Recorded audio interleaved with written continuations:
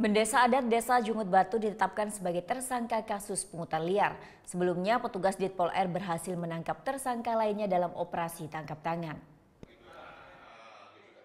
Ditpol R Polda Bali akhirnya menetapkan Gede Gunaksa, Bendesa adat Jungut Batu, Nusa Penida sebagai tersangka kasus pungutan liar yang mencapai ratusan juta rupiah.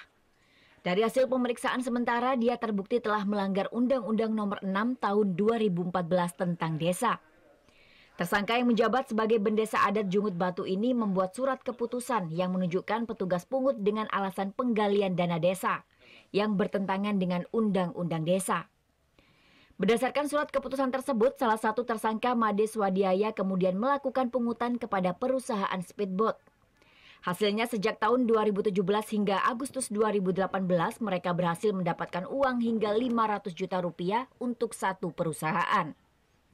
Dari keterangan tersangka Ketut Gunaksa, uang hasil pungutan tersebut 50% untuk desa adat, 35% untuk desa dinas, dan 15% untuk jasa petugas pungut. Di desa kan ada namanya ADD, anggaran dana desa. Gitu. Berarti pungutan ini digunakan untuk apa? Sedangkan selama saudara MS melakukan pungutan tidak ada restribusinya. Gitu. Tidak ada restribusi parkir, tidak ada bukti karcis, segala macam tidak ada. Dan digunakan uangnya ini untuk apa? Hanya berdasarkan penjelasan digunakan untuk kebutuhan desa. Itu saja. Tapi apakah memang benar untuk kebutuhan desa itu? Nah itu nanti tergantung penyidik. Sebelumnya petugas juga telah mengamankan tersangka Wayan Swadiaya dalam operasi tangkap tangan. Tersangka ditangkap saat mengambil pungutan di salah satu perusahaan speedboat yang ada di wilayah Sanur. Saat itu petugas berhasil mendapatkan barang bukti uang tunai 10 juta rupiah dan kwitansi senilai 30 juta rupiah. Jumlah pungutan berdasarkan hasil rekapan selama 1 bulan jumlah wisatawan yang datang ke wilayah Jungut Batu. Untuk satu orang wisatawan dipungut Rp10.000.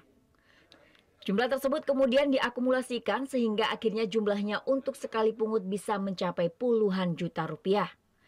Dan untuk saat ini petugas masih terus melakukan pemeriksaan untuk pengembangan kasus ini. Surya Sanjaya melaporkan untuk NET.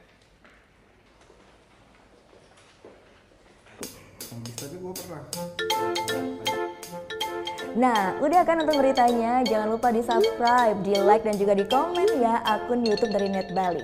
Terima kasih udah subscribe. Yang belum, jangan sampai lupa. Di sebelah sini nih. Notif subscribe.